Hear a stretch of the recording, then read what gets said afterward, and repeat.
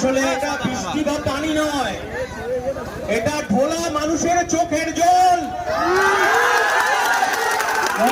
মুখ্যমন্ত্রী আপনি বোরকা পরে, আপনি মুসলমান দরদি সাজে, যদি আপনার পুলিশের স্পাই থাকে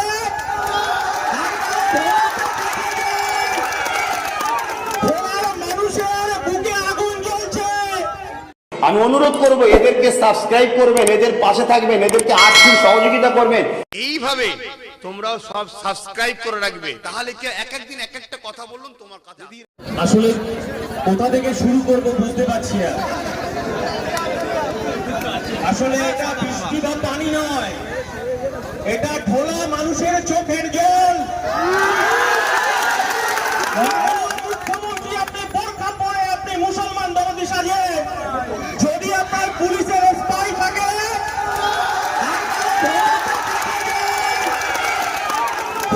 মানুষের বুকে আগুন জ্বলছে। কি করবো কি সেটা আপনি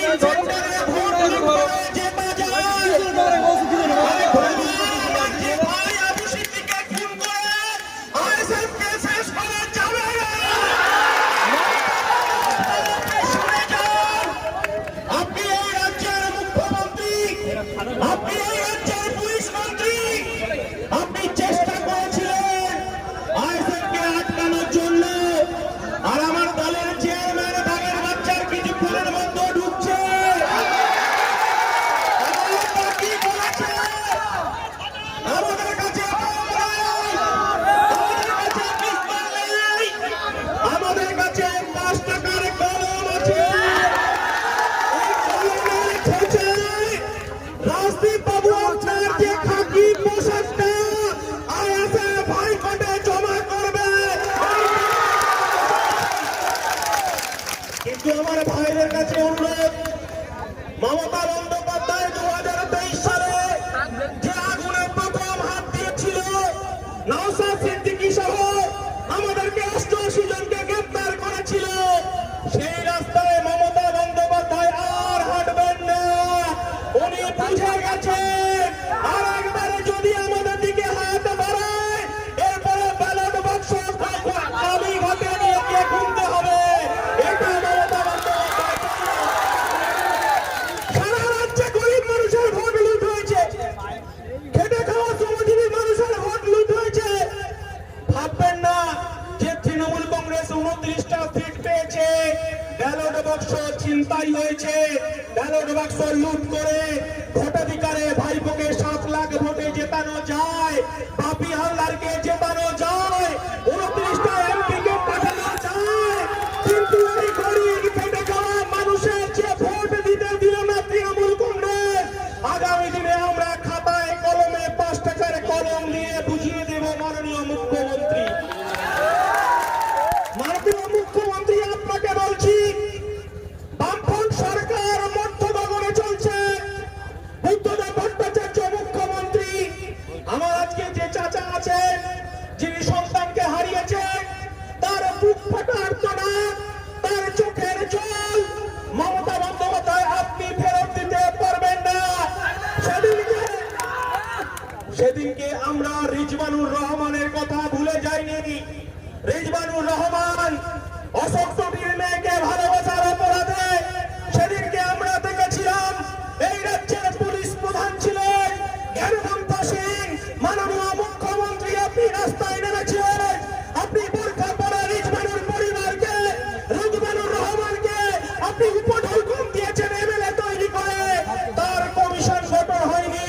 আর মাননীয় মুখ্যমন্ত্রী আপনাকে বলছি, রিজওয়ানুর পরিবার এখনো পর্যন্ত বিচার পায়নি। আমরা জানি এই মুখ্যমন্ত্রী আপনি বিচার দিতে পারবেন না। আপনি এই সংখ্যালঘু মানুষকে কখনো দুশল গাই বলেন, আর ঈদের সময় আপনি বোরকা পরে আপনি নামাজ পড়ে নাটক করেন। এই বাংলার মানুষকে বলবো যে আইএসএফ এর জন্ম হয়েছে সংখ্যালঘু খেটে খাওয়া শ্রমজীবী আদিবাসী দলিত মানুষের অধিকার পুনঃপ্রতিষ্ঠা করার জন্য।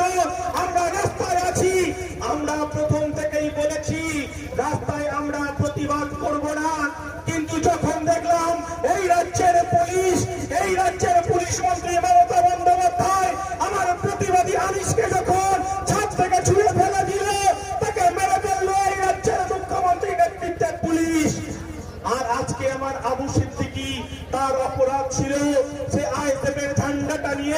লোকসভা নির্বাচনে অজয় দাসের হয়ে প্রচার করেছিল, এটাই তার অপরাধ।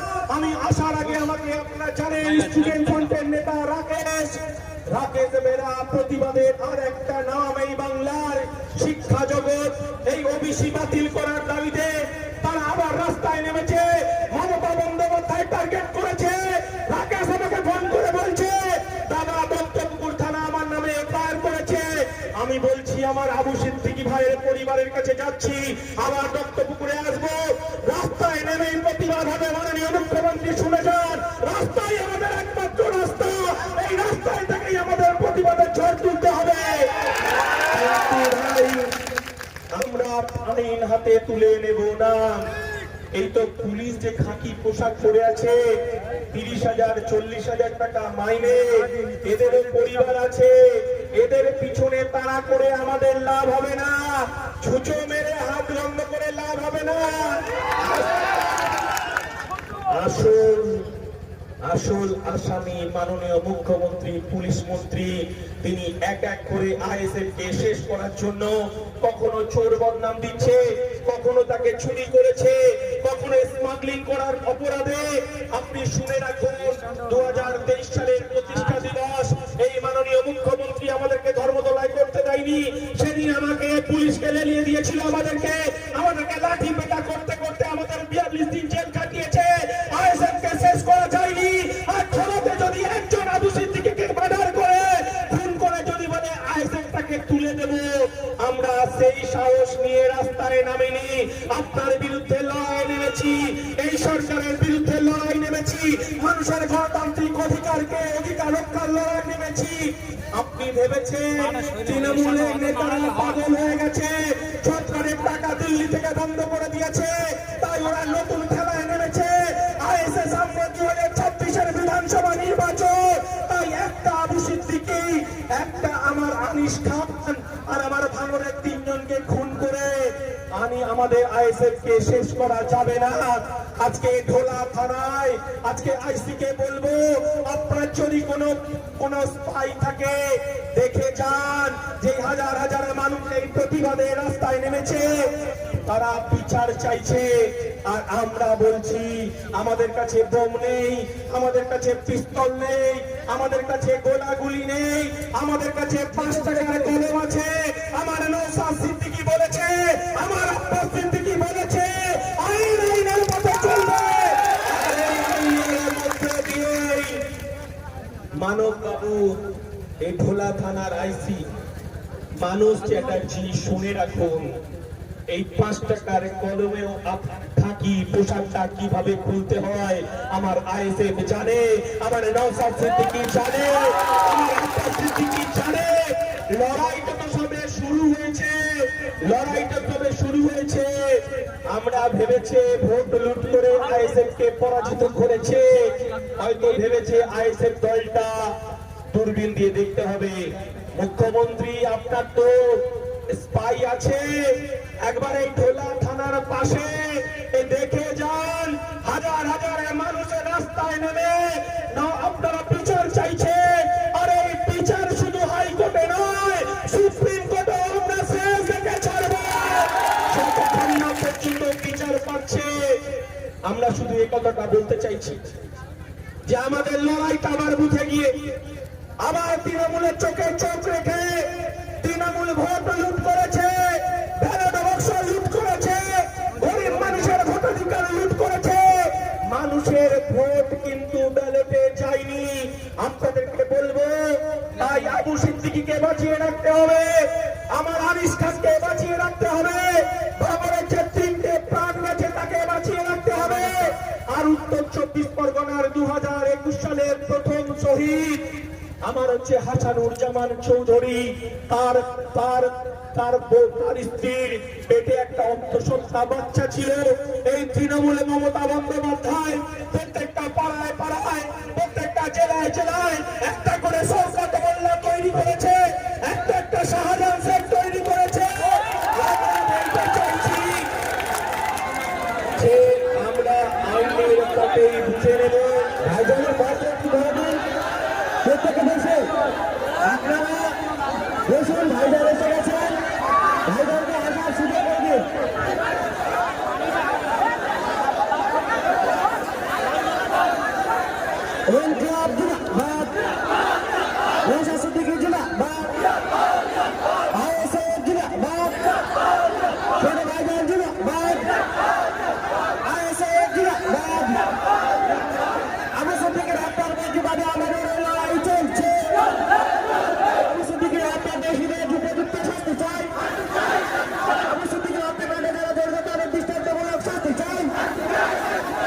রাজদীপ সরকারের শাস্তি চাই।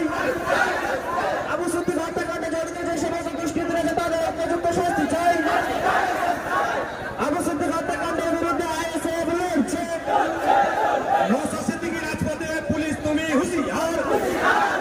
এই নওশাদ সিদ্দিকী রাজপথে পুলিশ তুমি হুঁশিয়ার। এই আবু সিদ্দিকের খুনিদের শাস্তির দাবিতে নওশাদ সিদ্দিকী লড়ছে, লড়বে। ইনকিলাব জিন্দাবাদ, ইনকিলাব জিন্দাবাদ।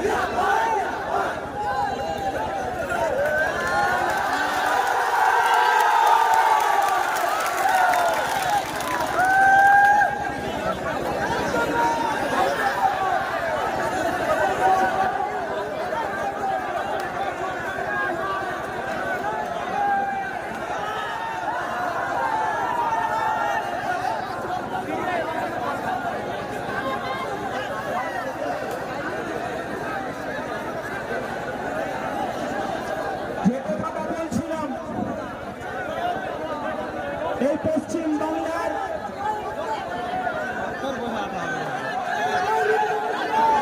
আস্তে আস্তে ভাই, আস্তে আস্তে আস্তে, এই পশ্চিম বাংলার প্রতিবাদের ভাষা সাগর থেকে পাহাড় আর পাহাড় থেকে জঙ্গল। একটা লোকসভা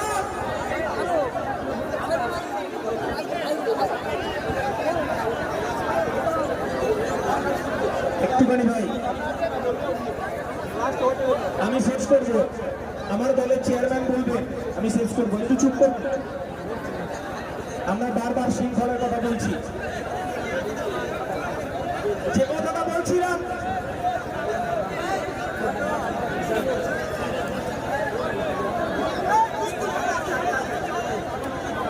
যে কথাটা আবার বলছি, যে একটা লোকসভা নির্বাচন, একটা পঞ্চায়েত নির্বাচন, ব্যালট বাক্স চুরি করে জেতা যায়, ভাইপোকে 7 লাখ ভোটে জেতানো যায়, মথুরাপুরে বাপি আল্লাহকে জেতানো যায়, আর একটা আবু সিদ্দিকী ভাইকে খুন করে ভেবেছে আইএসএফটাকে আলমারিতে তুলে দেবে।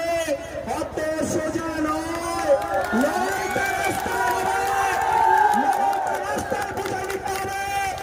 এই মমতা বন্দ্যোপাধ্যায় আমার সংখ্যালঘু ভাইদেরকে ধাপ্পা দিয়েছে, এই সংখ্যালঘু ভাইদেরকে দুধের গাড়ি বলেছে, আর এই পশ্চিম বাংলায় একটার পর একটা আমার সংখ্যালঘু ভাইদের প্রাণ কেড়ে নিচ্ছে মাননীয় মুখ্যমন্ত্রী।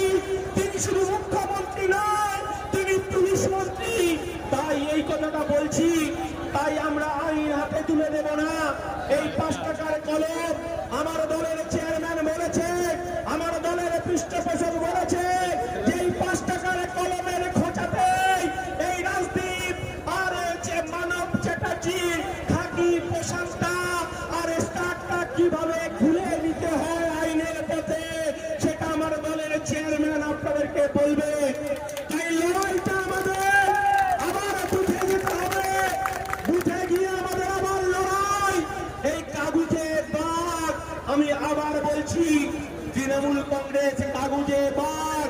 এই তৃণমূল কংগ্রেসের কাছ থেকে এই মানব বাবুরা, মানব চ্যাটার্জি, এই মানব চ্যাটার্জি আর এই রাজদীপ সরকার যদি 1 ঘন্টার জন্য নিরপেক্ষ থাকে, এই দক্ষিণ 24 পরগনা থেকে তৃণমূল দলটা উঠে যাবে। তাই ভয় নয়, লড়াইটা আমাদেরকে সামনের সারিতে থেকেই বুঝে গিয়ে লড়াই করতে হবে।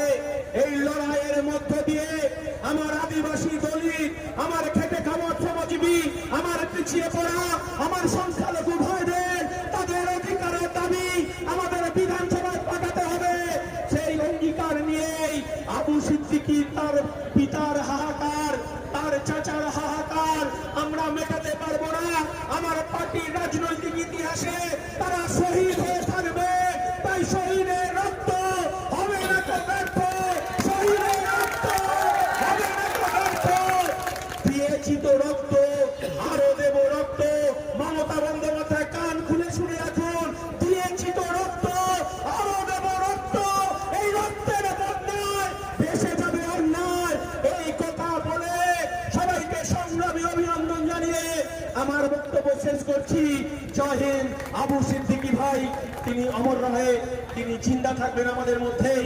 আমরা তার পরিবারের পাশে থাকব, তার পরিবারের পাশে থেকে আইনের শেষ বিন্দু পর্যন্ত আমাদের শরীরে যতক্ষণ রক্ত থাকবে ততক্ষণ পর্যন্ত আবু সিদ্দিকের পিতার বিচার যাতে পায় সেই লড়াইয়ে আমরা থাকব। আর একটা শেষ কথা বলি, মাঝে মধ্যে এই যে মিডিয়াগুলো দেখাতে চাইছে এই এখানে 10 জন আইএসএফ নেতা তৃণমূলে জয়েন করলো, ওখানে 20 জন নেতা তৃণমূলে জয়েন করলো। আমি এখানে গরুহাটাতে গিয়ে বসেছিলাম। গরুহাটা কবে বসে? রবিবার বসে। এই গরুহাটায় গরু ছাগল বিক্রি হয় রবিবারে রবিবারে, কিন্তু আপনাদেরকে বলছি আইএসএফ কে কেনা যাবে না। এই গরু ছাগলটা আসবে যাবে, কিন্তু আইএসএফ থাকবে। এই হাজার মানুষের তাদের অধিকার রক্ষার লড়াইয়ে আবার আজকে আবু সিদ্দিকীর পরিবারকে আমাদের তাদের বিচার পাইয়ে দেওয়ার জন্য হাজার মানুষ এসেছে। তাই মমতা বন্দ্যোপাধ্যায়, আপনি রুকমানুর রহমান তার বিচার পাইয়ে দিতে পারেননি, আপনি আনিস খানের বিচার পাইয়ে দিতে পারেননি, আপনি আবু সিদ্দিকীর বিচার দিতে পারবেন না। আমার দলের চেয়ারম্যান বলেছে এই 5 টাকার কলমে কাফি। তাই আপনাদেরকে সবাইকে সংগ্রামী অভিনন্দন জানিয়ে, সবাইকে আর একবার প্রণাম সালাম জানিয়ে আমার বক্তব্য শেষ করছি। আইএসএফ জিন্দাবাদ, নওশাদ সিদ্দিকী জিন্দাবাদ।